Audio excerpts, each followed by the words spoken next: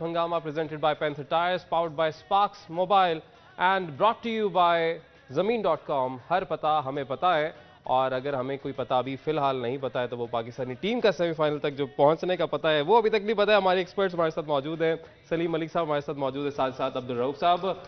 Sir जी, आज तो match है वैसे इंडिया वर्सेस साउथ अफ्रीका और कहा जा रहा है उसी को डिस्कस करना है, लेकिन कल की जो पाकिस्तान की परफॉर्मेंस थी और जिस तरह से फ़खर ने प्ले किया है, मैं क्योंकि आज काफ़ी दिनों बाद यहाँ पे आया तो मैं चाह रहा हूँ कि थोड़ा सा ना हम उसको टच कर लें, थोड़ी सी उस पर बात कर लें कि क्या ज़बरदस्त परफॉर्मेंस दिखाई है। देर आए दुरुस्त आए। हमारे एंकरों का भी वही हाल है जो पाकिस्तान टीम का हो साहिर के बीमार होने से रोज चेंज हो रहे हैं ना। बिल्कुल ऐसे ही और है। अली हमारे साथ पहले को भी जल्दी सेहत दे। बस दुआ करें जी, बेचारे हॉस्पिटल में हैं।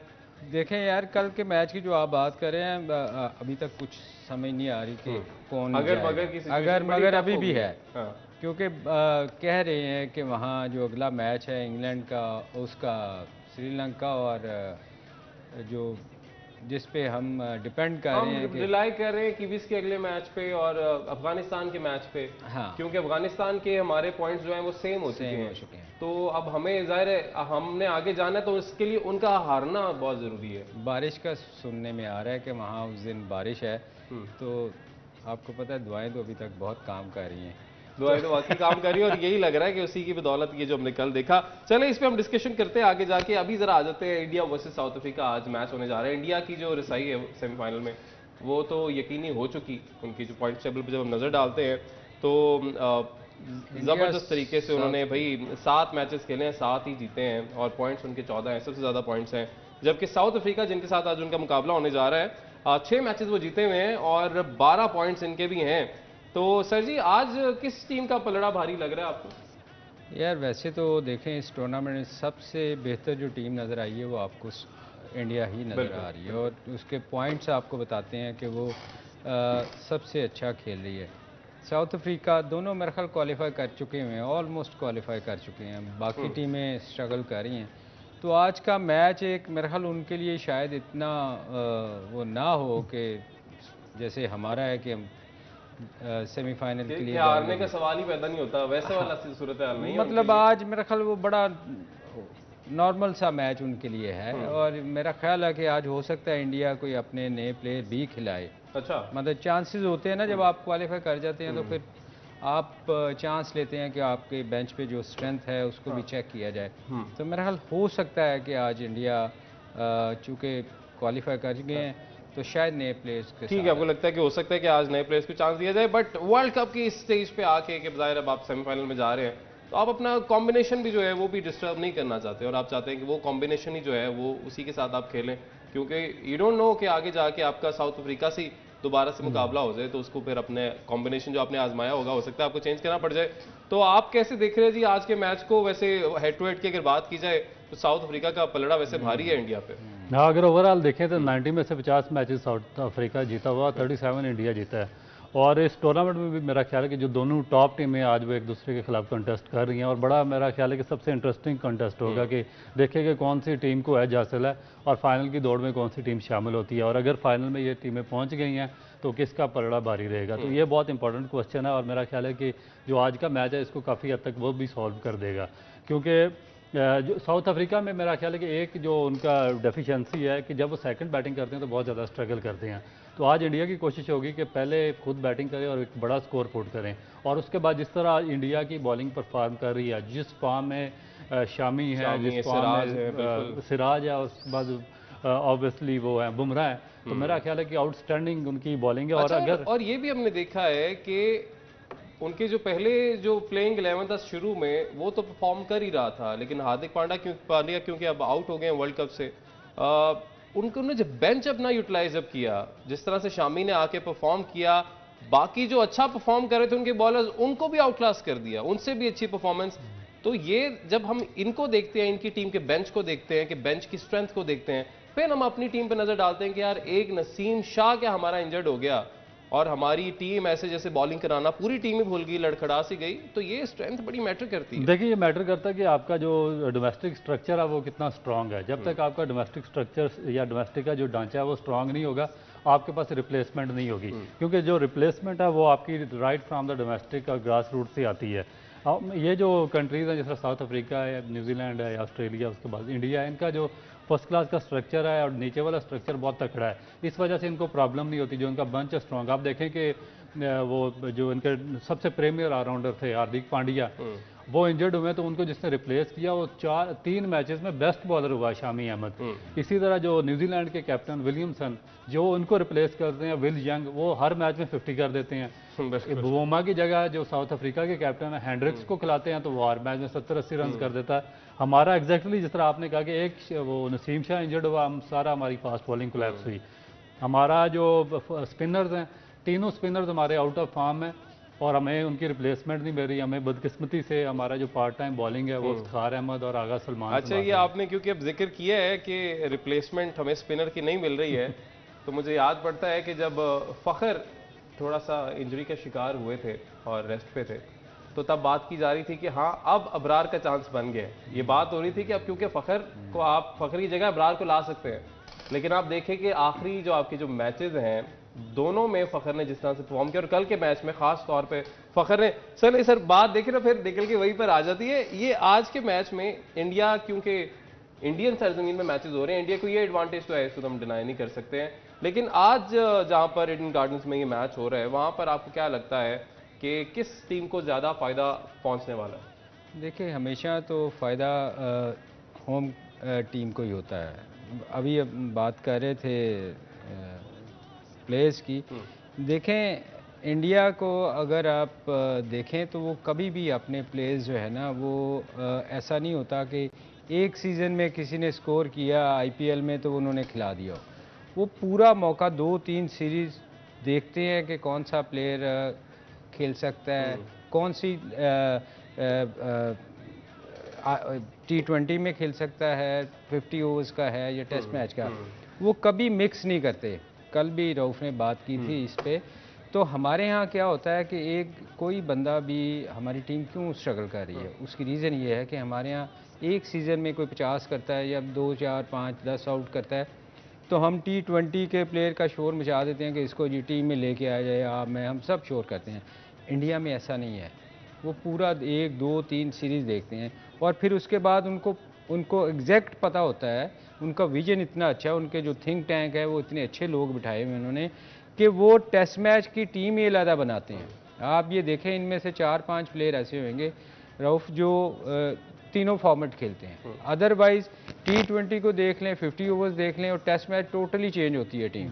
तो हमारे यहाँ ऐसा नहीं होता। हम क्या करते हैं, तीनों में एक ही टीम लेके चल रहे होते हैं। फिर कुछ काफ़ी दिनों से बात भी चल रही थी, यारी दोस्ती भी चलती हैं। यारी दोस्ती के अलावा और भी बड़ी वैसे चीज़ें आ गई थी, वो भी हो सकता है यहाँ पे ऑब्वियसली डिस्कस हुई होंगी। मैं क्योंकि काफ़ी दिनों बाद आया हूँ तो सर इसके डिस्कशन जो है आगे लेकर चलेंगे। और जाहिर है इंडिया वर्सेस साउथ अफ्रीका एक बड़ा मैच, दोनों टॉप टीम जो है वर्ल्ड कप की इस वक्त पॉइंट्स टेबल पर उनका मैच है, उसको भी डिस्कस करना है। साथ साथ डोमेस्टिक स्ट्रक्चर की क्योंकि बात की है तो वहाँ पे तो वो खेलते हैं उनके प्लेयर्स, मगर हमारे प्लेयर्स से जब बात की जाती है तो वो क्या जवाब देते हैं आगे से, इस पर बात करेंगे ब्रेक के बाद।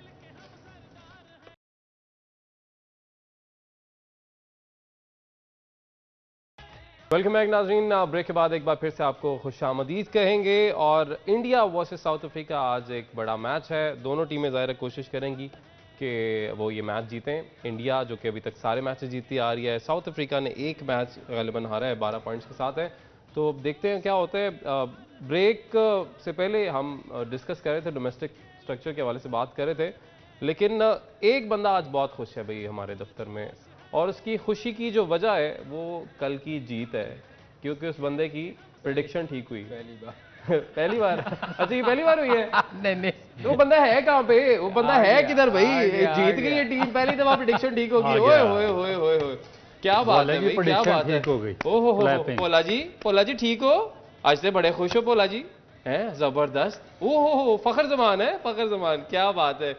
जबरदस्त यार, फखर जमान ने वाकई बड़ा जबरदस्त परफॉर्म किया है, आउटस्टैंडिंग आउटस्टैंडिंग।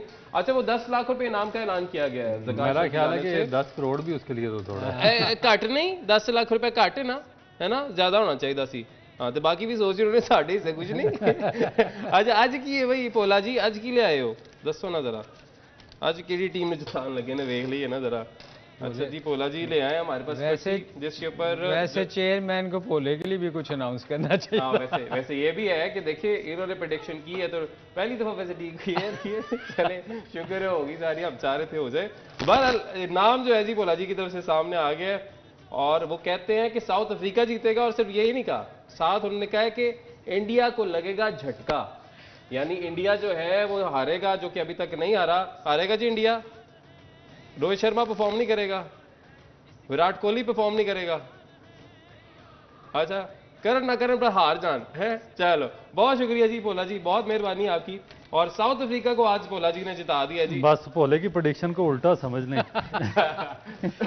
नहीं, अगर पोला माफ कीजिएगा, अगर ऐसा समझा जाएगा ना तो फिर तो कल का मैच भी। पोले ने ऑस्ट्रेलिया के खिलाफ कहा था, उन्होंने 384 किया था, और बड़ी नहीं, साउथ अफ्रीका किसको कहा था ऑस्ट्रेलिया जीतेगी हारेगी, तो बड़ी मुश्किल से वो न्यूजीलैंड उल्टा हुआ अफगानिस्तान। अच्छा, उसमें उल्टा हो गया था, वाह वाह वाह वाह। न्यूजीलैंड के खिलाफ था शायद। अच्छा चले पोला जी की, अब हम देखते हैं कि आज की जो प्रेडिक्शन है वो ठीक होती है नहीं होती। कल की प्रेडिक्शन जो है वो तो ठीक हो गई थी, पाकिस्तान जीत गया था। आज की प्रेडिक्शन हम चाहेंगे कि ठीक हो जाए। अच्छा जी, मैच का बाकायदा आगाज भी हो चुका है, क्योंकि इंडिया बैटिंग कर रहा है, पहली बॉल हो चुकी है और रोहित शर्मा इसको फेस कर रहे हैं। सर, अगर हम नज़र डालें आज की टीम की स्ट्रेंथ के ऊपर, तो इंडिया की जो स्ट्रेंथ अभी तक आपको नजर आई, अपने बॉलिंग में तो उनका कमाल देख लिया लास्ट गेम में जिस तरीके से। अच्छा, बड़ी मायूसी भी हुई थी वैसे जब शामी जो हैं उन्होंने, उनका 5 विकेट हॉल दोबारा से हुआ, और लास्ट हमें याद है कि वो सिराज ने इसमें भी अच्छा परफॉर्म किया, 3 विकेट गालिबन उन्होंने भी ली। लास्ट जो एशिया कप था उसमें भी इन्होंने 50 पे पूरी टीम को आउट किया था, और इसमें सिराज की 6 विकेटें थी, इसमें शामी की 5 विकेटें थी। सजदा करने जाते हैं नीचे, सजदा कर नहीं पाते हैं।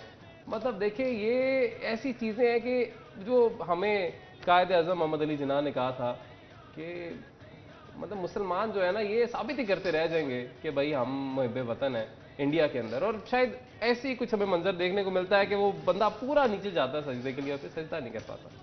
यार वहाँ अली भाई पता क्या, बहुत सारी मजबूरियाँ हैं उनकी, मुसलमानों की। वहाँ आप देखें ना, कितना मुसलमानों के ख़िलाफ़ बोला जाता है, तो अब उसने उस मुल्क में रहना है, मेरा ख्याल है उसकी बेचारे की मजबूरी थी, वो क्या करता है।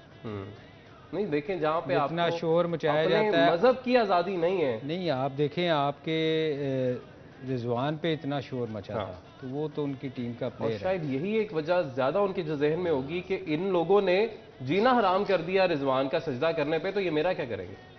आप देख सोचो ना, वो तो उस मुल्क में रहता है, बिल्कुल, वो कभी भी नहीं, उसने बेचारे को जाते जाते उसको याद आया कि मैं इंडियन हूँ। हाँ, तो अच्छा, हालांकि ये एक अच्छा लम्हा था, अच्छा मोमेंट था, और शायद उनकी इस सजदे को जो भारतीय इंतहा पसंद है शायद माफ़ कर देते, क्योंकि उनकी वजह से उनकी टीम जो है उन्होंने अच्छा परफॉर्म किया, बड़े ज़बरदस्त तरीके से आउट क्लास किया। लेकिन शायद उनके जहन में वो भी होगा, आपको याद होगा कि शामी की वजह से लास्ट ओवर था, गालिबन इन्होंने कराया था और वो मैच इंडिया हार गया था। बहुत ज़्यादा जो है अब्यूज़ किया गया था, लिटरली हैरास तो किया गया था, अब्यूज़ किया गया था शामी को। और शायद वो चीज़ें आज तक, एक देखें, एक जो प्लेयर होता है कि अच्छा परफॉर्म करे तो सारे उसकी तारीफ करते हैं, बट एक बुरा मैच जो होता है, और जिस तरीके से खासतौर पे शामी को ट्रीट किया गया था, जिस तरीके की गलाजत बकी गई थी, मेरा ख्याल है शामी अभी तक उससे बाहर निकल नहीं पाया। बिल्कुल, और देखें बड़ा साइन था, और जिस तरीके से मेरा ख्याल है कि इंडिया का दावा है, एक मैं तो उसको सो कार्ड क्लेम कहूँगा कि कहते हैं कि हम जी दुनिया की सबसे बड़ी सोशल डेमोक्रेटिक स्टेट हैं, मगर जो उनकी पॉलिसीज़ हैं वो कम्प्लीटली उसके रॉन्ग है। और उसके मुतजाद इसलिए हैं कि आप देखें कि जितनी भी माइनॉरिटीज़ हैं वहाँ पे, सिर्फ मुसलमान नहीं, बाकी माइनॉरिटीज़ भी बड़ी सीरियसली सफ़र कर रही हैं इंडिया में। और रोज़ाना की बेस पे जो वाक़यात वहाँ पर सामने आते हैं, इवन जो कनाडा में अभी केस हुआ, एक सिख लीडर का मर्डर हुआ, यानी कि बाहर जाके भी उन्होंने इस किस्म के क्राइम करने शुरू कर दिए हैं। तो मेरा ख्याल है कि जब मुसलमान है वहाँ पे बिल्कुल भी सेफ नहीं है। और ये जो एक साइन था शामी का, इवन वो पाकिस्तान पे बाद क्रिटिसाइज़ करते हैं, मगर आप देखें कि जो हमारे माइनॉरिटीज़ के प्लेयर पाकिस्तान की टीम में खेले हैं, उनको हमेशा से इंडिपेंडेंस रही है, वो अपने साइन बनाते रहे हैं, हमेशा से उनको फुली इंडिपेंडेंस थी, किसी ने नहीं पूछा कि ये क्या कर रहे हैं क्या नहीं कर रहे। मजहबी आज़ादी है, मजहबी आज़ादी होनी चाहिए। मगर ये देखें कि कितना बड़ा सो कॉल्ड जो क्लेम कर रहा है इसका डेमोक्रेटिक सोशल डेमोक्रेसी का, तो वहाँ पे इस हद तक आज़ादी है कि एक बंदा जो खुशी में अपना थोड़ा सा मजहबी रसूमात में साइदा करना चाह रहा था, तो वो तक वो नहीं कर सका। तो मेरा ख्याल है कि एक अफसोसनाक चीज़ है, बिल्कुल अफसोसनाक चीज़ है। और ये बात निकली वहाँ से थी कि शामी इंडिया की इस वक्त बहुत बड़ी स्ट्रेंथ है, और वहाँ से आगे बात खैर निकल गई। तो सर, स्ट्रेंथ अगर इंडिया की बात करें तो आप भी तो पहले बैटिंग कर रहे हैं, तो क्या लगता है इस ईडन गार्डन्स में कितना स्कोर आप एक्सपेक्ट कर रहे हैं वैसे? यार वो उसकी रीज़न ये है ना, देखें ना, अभी तक जितने भी मैचेस हैं उनमें 2 मैचेस ऐसे आए जहां साउथ अफ्रीका मेरे ख्याल काफ़ी स्ट्रगल किया उसने सेकंड बैटिंग में। तो मेरे ख्याल इंडिया वह टीम ऐसी है जो हर चीज़ को देखते हुए वो डिसीजन करती है। तो उनको पता है कि ये सेकंड इनिंग में इनसे स्कोर नहीं होता, एक दफ़ा हमने अगर स्कोर लगा दिया, अच्छा स्कोर कर दिया, तो साउथ अफ्रीका के लिए बड़ी मुश्किल होगी। तो ईडन गार्डन तो एक ऐसी ग्राउंड है जहां बॉल अगर एक दफ़ा आगे आपसे निकल जाए ना, तो उसकी आउटफील्ड बहुत तेज़ है। तो मेरा ख्याल है बड़ा स्कोर आप एक्सपेक्ट कर रहे हैं? देखें इंडिया की जो फॉर्म है उसको देखते हुए तो लगता है कि इंडिया का एक भी बैट्समैन अगर खड़ा हो गया तो बड़ा अच्छा खासा स्कोर करेगा। और जो कंसिस्टेंसी है इंडियन टीम की जो इस टूर्नामेंट में खासतौर पे हमने देखी है, वो बड़ी ज़बरदस्त रही है कि मतलब सारे मैचेस अभी तक अपने जीतते आ रहे हैं। लेकिन बॉलर्स को, अगर हम साउथ अफ्रीकन बॉलर्स की बात करें राव भाई, कितना एडवांटेज आज आपको लग रहा है कि हो सकता है, या स्पिनर्स को ज़्यादा फ़ायदा यहाँ पर होगा? देखिए जो ईडन गार्डन की पिच है उस पर जो अर्ली ऑन थोड़ा सा मॉइस्चर होता है, क्योंकि बाद में अगर जब दिन में तो उसका टेम्परेचर काफ़ी ज़्यादा होता है, मगर क्योंकि लेट कवर्स उठाते हैं तो थोड़ा सा मॉइस्चर होता है। पहले कोई 10 ओवर्स में जिस तरह जॉनसन है India south African fast bowler है, या नगीडी या रिबाडा, ये हल्का सा एडवांटेज ले सकते हैं। मगर ये ग्राउंड रोहित शर्मा के लिए बड़ा फेवरेट ग्राउंड है, उसने ओडीआई क्रिकेट की सबसे बड़ी इनिंग इसी ग्राउंड में खेली हुई है। जहाँ तक आपने बात की है कि इनके जो मेरा नहीं ख्याल के बाद में कोई इतना ज़्यादा इनको सपोर्ट होगी जो उनके फास्ट बॉलर्स हैं। इनिशियल ओवर्स में अगर अर्ली विकेट नहीं लेते हैं तो ये बड़ी इनिंग खेलने में कामयाब हो जाएंगे। मगर सेकंड टाइम एक बात याद रखिएगा, जब क्योंकि यहाँ पे जो लोएस्ट टेम्परेचर है वो 23 तक जाता है, तो उसमें ड्यू फैक्टर डेफिनेट इन्वॉल्व होगा। और जिस तरीके की बॉलिंग कर रहे हैं सिराज, बुमराह और वो शामी, और वो स्ट्रगल करते हैं, और वो जो साउथ अफ्रीका है वो सेकंड टाइम बहुत ज़्यादा स्ट्रगल करते हैं। तो मेरा ख्याल है कि बहुत ही टफ होगा, जितना भी ये टारगेट करेंगे उसको चेज करना साउथ अफ्रीका के लिए आसान नहीं होगा, बहुत मुश्किल हो जाएगा। चलें, किसी तक प्रेडिक्शन भी वैसे आ गई है, प्रेडिक्शन बाकायदा लेंगे आपसे, लेकिन अभी एक ब्रेक का क्योंकि कहा जा रहा है और आपकी एक बात भी बीच में रह गई है, तो ब्रेक लेते हैं जी, ब्रेक के बाद वापस आते हैं।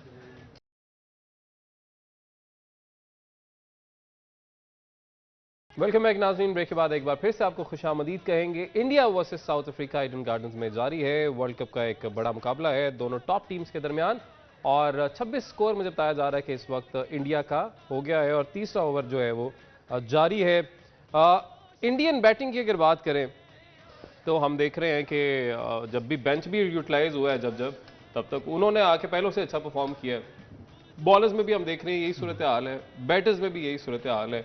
तो बैटिंग इंडिया की इस वक्त आप कैसे करेंगे उसे? देखिए इंडिया की जो बैटिंग है वो शुरू से ही वर्ल्ड क्लास रही है, और अभी भी देखें रोहित शर्मा इसमें हैं, कोहली हैं, और उसके बाद जो शुभमन गिल हैं, उसके बाद केएल राहुल हैं, आउटस्टैंडिंग बैट्समैन। ना सिर्फ इंडिया में बल्कि ऑल ओवर द वर्ल्ड इनकी एक रिकग्निशन है। मगर असल चीज़ ये है कि जब आप पे प्रेशर पड़ता तो उस टाइम पे कौन परफॉर्म करता है। उसमें जो 2 बड़े नाम हैं, एक तो इसका कोहली का, विराट कोहली, और दूसरे केएल राहुल। जब इंडिया पर प्रेशर पड़ा, और जितने भी ये देखें, मैंने देखा कि पाकिस्तान के खिलाफ अक्सर मैचेस में रोहित शर्मा अर्ली आउट हो गया, शुभमन गिल जल्दी आउट हो जाते हैं, जो दूसरे इन्होंने सूर्या कुमार यादव हैं आउट हो जाते हैं। मगर जितने क्रूशल मैचेस होते हैं जिनमें प्रेशर पड़ता है, जिनमें इंडिया को ज़रूरत होती है जीतने के लिए, जिनमें इनकी 3 विकेटें जल्दी डाउन हो जाती हैं, उसमें हमेशा एक तो कोहली स्कोर करता है, दूसरा केएल राहुल, और तीसरा जो सबसे टॉप पे नंबर आता है वो जडेजा का है। हालांकि वो लेफ्ट आर्म स्पिनर और बॉलिंग ऑलराउंडर है, मगर उसकी बैटिंग प्रेशर में इंतहाई इंडिया के लिए। अच्छा, ये जो आपने जिक्र किया ना अभी कि रोहित शर्मा अर्ली आउट हो जाते हैं, यानी उनकी 50 होती है, आउट हो जाते हैं, लेकिन हम ये भी देख रहे हैं कि रोहित शर्मा जो कि ओपन करते हैं उनको कॉन्फिडेंस बहुत ज्यादा है अपने आगे आने वाले प्लेयर्स पर या मिडिल ऑर्डर पर, उनको बहुत ज्यादा कॉन्फिडेंस है। और इसलिए हम देखते हैं कि उनकी जो अब बैटिंग स्ट्रेटेजी रही है इस वर्ल्ड कप के दौरान, वो खुलकर खेलते हैं, वो रुक कर नहीं खेलते हैं। वो देखें, वो वाहिद प्लेयर है, मैं हमेशा कहता हूँ उसके पास शॉट्स बहुत ज़्यादा है। तो जिसके पास शॉट्स होती हैं ना, वो फिर वो उसको रोकना बड़ा मुश्किल है। जैसे हमारा ओपनर है जिसने कल 100 किया है, उसके पास भी देखें वो रोक के नहीं खेल सकता, जैसा मर्जी मैच हो। और ऐसा हुआ है, आपको लगता है कि पहले स्ट्रेटेजी फखर की या तो उसको कहा गया था या उसके अपने जहन में था कि सेट होके खेलना है, इस वजह से पहले आउट होते रहे? फखर को आप जो मर्जी कह लें, नहीं रोक सकते। फखर ने अपनी गेम खेलनी है क्योंकि वो खुल के खेलता है। इसी तरह रोहित शर्मा जो है ना, इसको आप कैसे भी विकेट हो, आसान हो मुश्किल हो, इसने जाके अपनी शॉटें खेलनी है और ये खेलता है। और अब जैसे जो भी आप बात कर रहे थे कि रऊफ ने 3 बंदों का जिक्र किया, विराट और शुभमन गिल और नहीं उसका राहुल का। अच्छा, राहुल। इनको आप देखें, ये वो प्लेयर हैं जो रेगुलर इंडिया की तरफ से टेस्ट मैचेस खेलते हैं। और जब आप टेस्ट मैच खेलते हैं ना, तो जब आप प्रेशर पड़ता है ना, तो उसके बाद आपको पता होता है कि इनिंग कैसे बिल्ड करनी है। इसलिए इन्होंने बड़ी बैलेंस टीम रखी हुई है। ये तेज़ खेलते भी हैं और जैसे ही अगर कभी कहीं विकेटें गिरती हैं, आप विराट को अगर आप देखें, विराट हमेशा आप सिचुएशन के हिसाब से खेलता है। तो कभी ये नहीं करता कि अगर ज़रूरत है तेज़ खेलने की तो आके वो ठक्का लगाएगा। वो अगर ओपन स्टैंड अच्छा लग गया तो आके तेज़ खेलता है। बिल्कुल। और वाकई में अच्छा प्लेयर वही है जो कि प्रेशर में भी अच्छा परफॉर्म करे। और इसमें डेफिनेटली, जिसने आपने भी सबसे पहले विराट का नाम लिया, मैं भी विराट के नाम लूंगा कि इंडिया पाकिस्तान जैसा टाकरा ही क्यों ना हो और कोई परफॉर्म करे ना करे, हम देखते हैं विराट कोहली जो है परफॉर्म करते हैं। अच्छा, ये बैटर्स की कारकर्दगी की क्योंकि आपने बात की है ना, तो मुझे वहां से ना इफ्तिखार याद आए हैं। इफ्तिखार इसलिए याद आ गए क्योंकि तो हमारे हिटर भी और आजकल हमारे स्पिनर भी बने हुए हैं, तो उनकी गुफ्तगू थोड़ी पुरानी बात होगी ये 2-3 दिन, लेकिन आपने सुनी होगी, वो कहते हैं बिरयानी को लेकर उन्होंने गुफ्तगू की थी। वो गुफ्तगू उन्होंने ये की थी कि यार ये बिरयानी का कोई मसला नहीं होता, देखिए जब हम हारते हैं तो आप हमारी बिरयानी के पीछे पड़ जाते हैं, लेकिन जब हम जीतते हैं तभी तो हमने बिरयानी खाई होती है। तो ये उन्होंने एक स्टेटमेंट दी है। लेकिन देखिए, इससे ठीक है, मजाक की हद तक तो ठीक है, लेकिन सीरियसनेस डाइट प्लान को लेके एक एथलीट की होनी नहीं चाहिए। वैसे देखिए, हमारा कल्चर ऐसा है कि हम किसी भी चीज को एक्सेप्ट नहीं करते ना। सब कॉन्टिनेंट में इंडिया भी आता है, विराट कोहली वगैरह का उठा के देखे ना, डाइट प्लान से नहीं रह सकते। देखिए उसमें मैं बताता हूँ, इंडियन कल्चर बहुत चेंज हो गया। अब हमारे दिमाग में वही इंडिया जो आज से 60 साल पहले हमारे साथ चल रहा था, लेकिन पिछले एडवांस हो गए। अगर पिछले 15-20 साल उठाकर देखें ना, तो उन्होंने बहुत ज्यादा प्रोग्रेस किया। उन्होंने अपना कोचिंग स्टाफ बाहर से मंगवाया था, न्यूट्रिशन उनके बाहर के थे, जो उनके बायोमैकेनिक एक्सपर्ट थे वो सारे उन्होंने बाहर से मंगवाए। हमारे देखिए, हमारे एक्सेप्ट करने को तैयार, क्योंकि ये कल्चर आपने फ्लोरिश करना होता है right from the grass root. जब आप बच्चों को एजुकेट इस लेवल पे करना शुरू हो जाएंगे ना, अंडर 16 लेवल से, तो फिर वो आस्ता आस्ता इसके साथ परवान चढ़ेंगे और वो यूज टू हो जाएंगे। जब आप डायरेक्टली डोमेस्टिक से पाकिस्तान की टीम में आ जाएंगे और आपने वो कल्चर नहीं देखा होगा, तो आपको अडॉप्ट करते हुए बहुत लंबा टाइम लगेगा। इंडिया ने ये कल्चर डेवलप किया बच्चों में, अंडर 16 अंडर 15 लेवल पर उन्होंने न्यूट्रिशन हायर किए हैं, बायोमैकेनिक एक्सपर्ट हायर किए हैं। उनको पता होता है जी कि गुड प्रोटीन्स कौन से हैं, गुड फैट कौन से हैं, क्या आपने खाना है, कार्ब्स लेने हैं नहीं लेने। हम यहाँ पे देखते हैं सिर्फ छोटे छोटे लड़के जो जिम जा रहे होते हैं यहाँ पे, वो इन चीजों का बहुत ख्याल रखते हैं। उन्होंने कोई मुकाबला नहीं लड़ना होता, अपने लिए लड़, तो ये तो मुकाबला लड़ रहे होते हैं मुल्क के लिए, तो ये फिर क्यों इन चीजों पर ध्यान नहीं देते? अली, आप अगर इनका आज से 20-25 साल पीछे चले जाए ना, तो इनके यहाँ सिर्फ बैट्समैन आपको नजर आते थे, फास्ट बॉलर बड़े कम थे। कपिल देव थे, या कपिल के अलावा मुझे कोई फास्ट बॉलर दिखा दे उनका जो आपको नज़र आया हो, क्योंकि वो उनका वो खाते ही वही थे, दाल वगैरह ना, वो चीज़ें सब्जियाँ खाते थे, गोश्त की तरफ जाते ही नहीं थे। मगर अब बहुत चीज़ें चेंज हो गई। हर बंदे ने अपना बंदा, देखें इवन वेट ट्रेनिंग के लिए आप उनके वीडियोस देखें, उन्होंने हर चीज़ के लिए अपने अलग-अलग बंदे रखे हैं। और इंडिया ने इस पर बड़ा काम किया है। आप देखो, आप फास्ट बॉलर उनके देख लो, तीनों वो फास्ट बॉलर हैं जो इस वक्त टूर्नामेंट में सबसे अच्छी बॉलिंग कर रहे हैं। क्यों है? इसलिए कि उन्होंने उस पर काम किया है। वो इंडिया, आप देखें, आप अभी बात कर रहे थे ना कि 50 मैच साउथ अफ्रीका ने जीते हैं, मगर बात यह है कि टूर्नामेंट में जो टीम वही अच्छा खेलती है जो उस टूर्नामेंट में बेहतर खेल रही हो। तो इस वक्त आपको टीम इंडिया की, बेशक उन्होंने 50 मैच जीते हैं, मगर इस वक्त जो टीम अच्छा खेली है वो इंडिया इस टूर्नामेंट में सबसे अच्छा खेली। अच्छा, प्रेडिक्शन आज का मैच कौन जीतेगा? यार मुझे देखें, इंडिया लग रही है बेहतर टीम। लग रही है।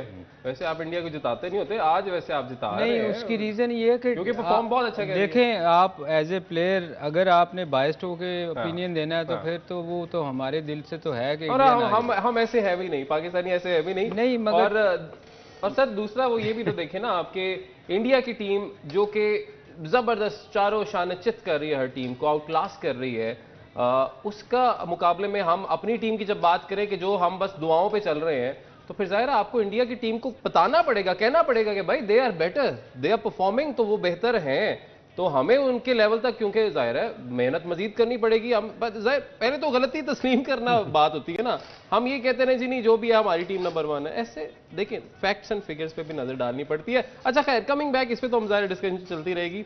डोमेस्टिक की बात हो रही थी, वो बीच में रह गई। हमारे कुछ प्लेयर से पूछा गया, वो कहते हैं जी कि हमारी तो के डोमेस्टिक खेलें आप, वो कहते हैं जी हमारी तो T10 T20 कमिटमेंट्स हैं, हम तो डोमेस्टिक खेल नहीं सकते। तो सर ये तो हाल है आपके डोमेस्टिक का।